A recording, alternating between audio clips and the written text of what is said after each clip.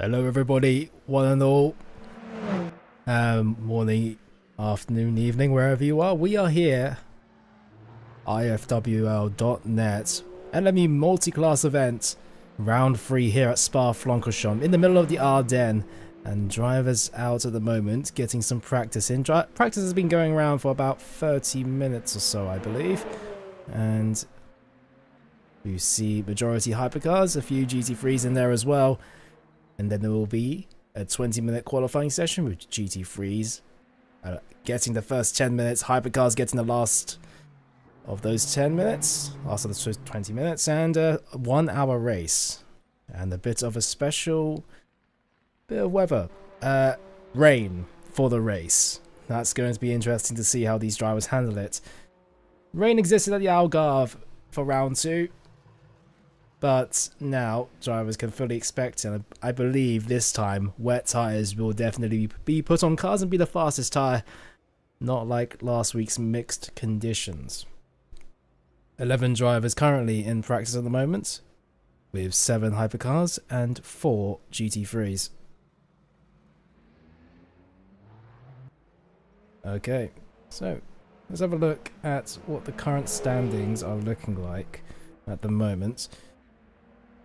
It's Shandrikov in the Toyota number 7 with, there's 2 Toyota numbers, 3, there's 2 Toyota number 7s and 1 Aston Martin 7 of Klutz. But regardless, Shandrikov with a fastest lap time so far in practice, a 2:03.580 in these very sunny, very optimal conditions in practice.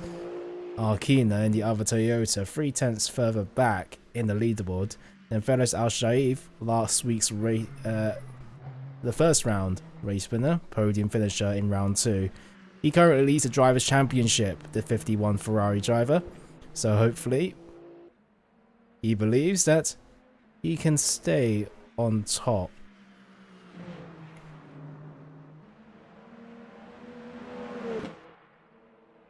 So let's have a look at driver standings at the moment. Driver standings for Hypercar. It is, oh no, Michael de Gore is actually the championship leader in the Aston Martin 009. Very consistent he has done so far. He won last week's race event. So 129 points for Michael de Gore, Felix Al-Shaif with 123. And as we look at GT3, LMGT3, the championship leader being Christian Fabrine with 135 points. Mike Johnson with 117 is in second place, and a bit further back with 64 is Jake White. So drivers, the tyres around Spa, you have the soft tyre option as well. And Sandrikov, Arkina, Al-Shaif, Klutz and Lee all on the soft compound tyres. De Gore and the Hawks, the only ones on mediums during this practice session. That's what they set their fastest. Oh, Sandrikov stopped at the exit of what I believe is the start of Sector 3. So, all good in that front.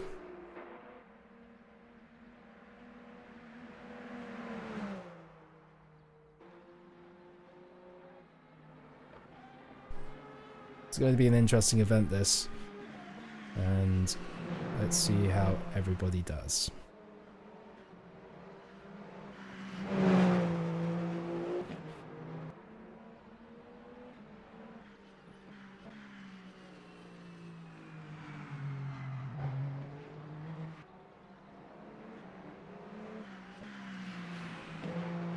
Three and a half minutes of practice left to go. Felix Al-Shaif is facing perpendicular to the chicane, the bus stop chicane. So he's back into the garage. Seeing just Arkina setting the fastest Sector 2, Sector 1 I mean, now he's in the middle of Sector 2 going through the Fania chicane. And a bit of a touch into the gravel, you can see how hard he's pushing. Trying to get some laps for the start of qualifying. I think the stream title needs changing, that would be correct. However, as I've only been supplied with the stream key, I can't change the title. So the organisers have to change the title.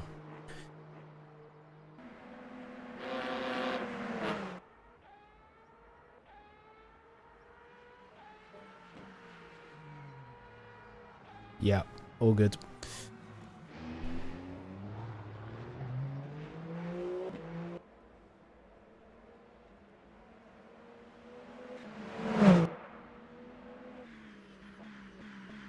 Two and a half minutes left to go in practice. Let's have a look at the gaps in time. Arkina with that last lap with a 204.897. It is quicker, but it's not his personal best. His personal best, 203.885. So there is a second, more than a second in there in improvement.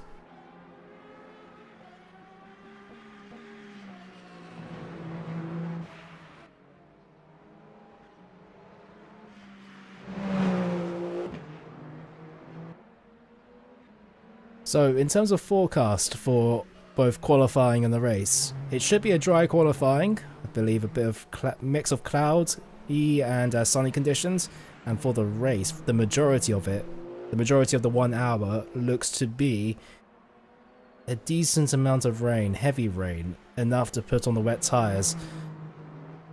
And at the end of the race, it will be turning to dry. So mixed conditions for the race. The majority of the middle. It's dry at the beginning and the end of the race, it looks like, for the weather forecast. So that should be interesting to view as Arkina spins out at the end of this practice session. Does a wonderful 360 there, manages to catch the car, but he's done.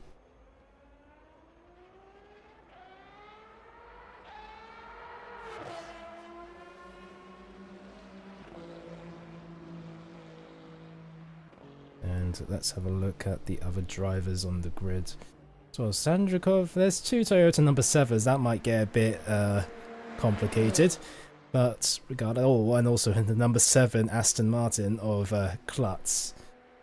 Reese Klutz, who's currently out on the lap. Both Aston Martin Valkyries, 4th and 5th. The 009 and the 007.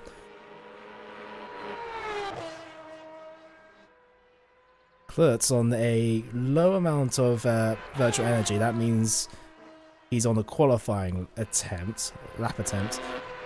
Both Aston Martins may not be the best track for them, judging by the leaderboards. 1.8 seconds slower, both of them, than the Toyota of Sandrikov.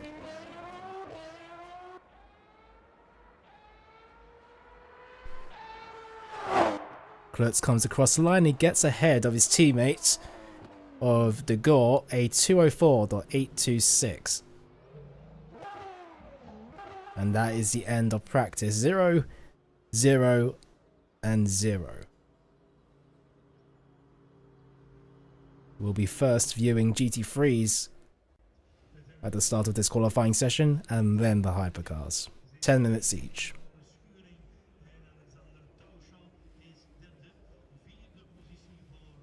Qualifying begins now.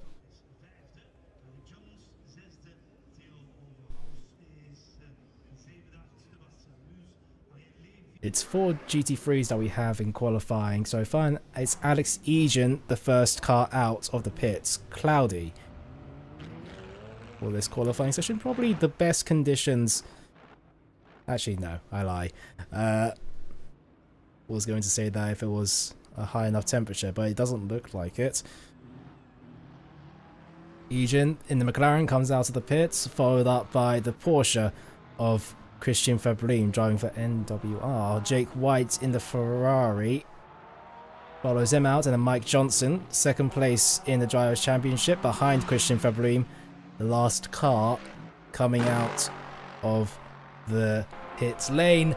So it's going to be quite a bit of a long outlap here, but we do have 4 different cars in this field.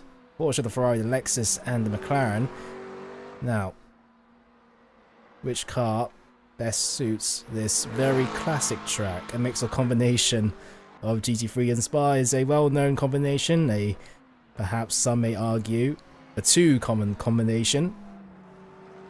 But regardless, they are out there and getting temperature into those tyres.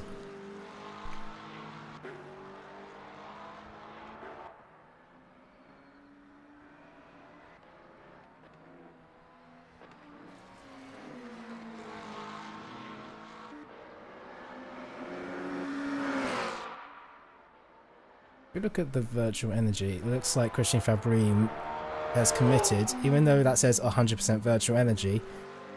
That may mean that he's got a qualifying setup on, which basically he changed the fuel ratio to virtual energy. Fuel to virtual energy ratio, I mean, to make it to 100%. So he's not on the fuel tank of fuel, he's probably just got a qualifying setup on. While the others, Alex Egan with 21% virtual energy, Jake White with the lowest amount of virtual energy, 12%. That's enough to do maybe 2 to 3 laps. And Mike Johnson with 23. So let's see how these drivers do. Getting ready to start the first lap of qualifying. It will be Alex Egan in the McLaren.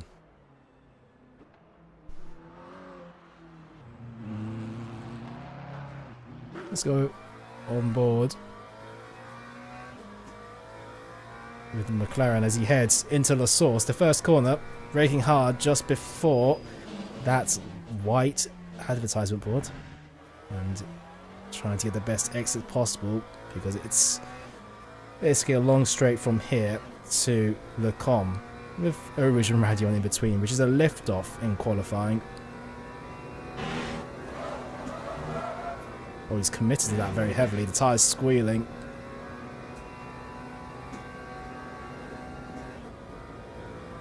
Le Com, we're going to see a lot of overtakes here, probably the main overtaking spot for both hypercars and GT3s.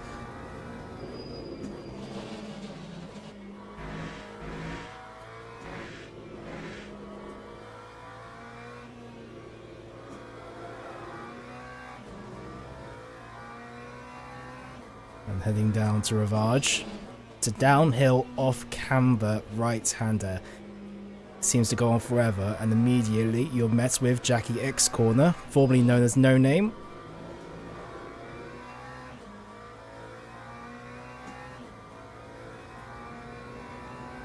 And then Pouon, probably the fastest left-hander around this racetrack, and it's a commitment for sure. Run down to Fania chicane.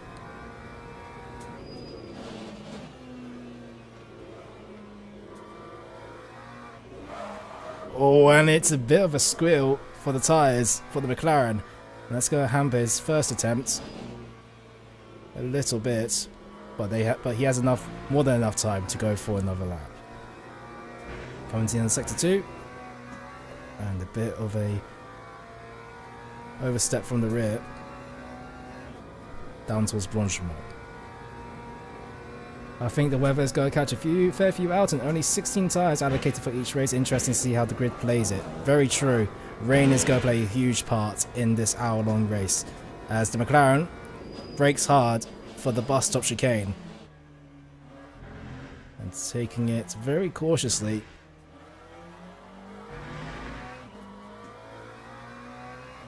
Egan comes across the line. The benchmark will be set. It's going to be a 2:23.379. Christian Fabry immediately goes faster with a 2:19. My goodness me, that's quite a belter. Jake White, next one to come across the line, and then Mike Johnson, the final one. White goes into third place. Johnson across the line in Lexus goes into second, but Fabry 3.3 seconds quicker than second. That is quite a large margin here. And that is, well, there's no other way to say it, but quite a dominant first benchmark. Fabry matches his first sector, minus 5 thousandths of a second. But Fabry showing why he is the championship leader at the moment. And, well, there's no doubt about it. Jake White improves in the first sector by 0.2 of a second. Needs at least 5 if he wants to go up into third place ahead of Egan. Mike Johnson invalidates in the first sector, so this lap won't count. Egan slower in the first sector. Let Christian Fabry go, and Fabry has stopped to go back into the garage. If he does come out of the pits now, he will have enough time, but I get a feeling that he won't go out again. Judging by how quick he is already, with that benchmark lap time. The only driver improving on this second lap attempt is Jake White. 0.2 of a second gained in Sector 1. Coming to the end of Sector 2, will it be a further improvement? Remember, 5 tenths needed to improve on one position, and through Sector 2, 6 tenths, cumulative. Make or break, it's a straight, and a bus stop chicane.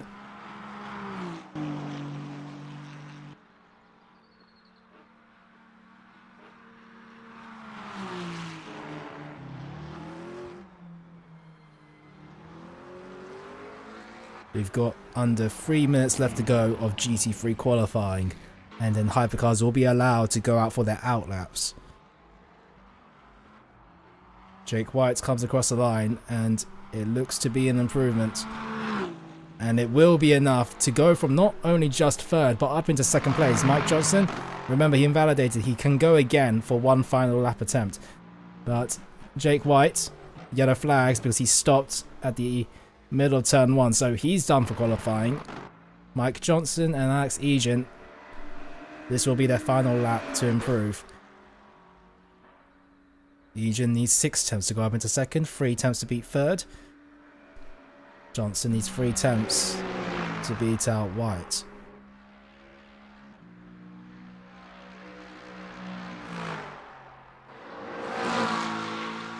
Egan invalidates his final lap attempt. Johnson improves in the first sector by just 1.5 tenths. That's good enough so far, especially, and goes all the way to the gravel, but he can make that time up heading into Rivage.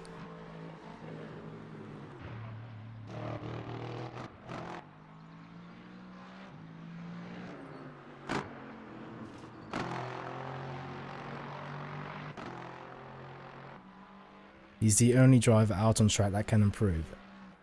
Just over a minute left to go of GT3 qualifying, and this will be the final lap. That will be done.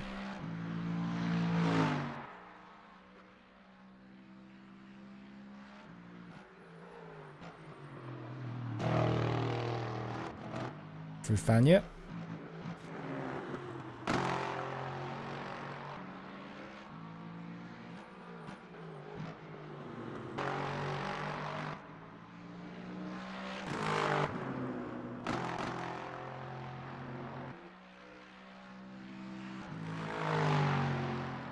And in Sector 2, he beats his Ferrari here.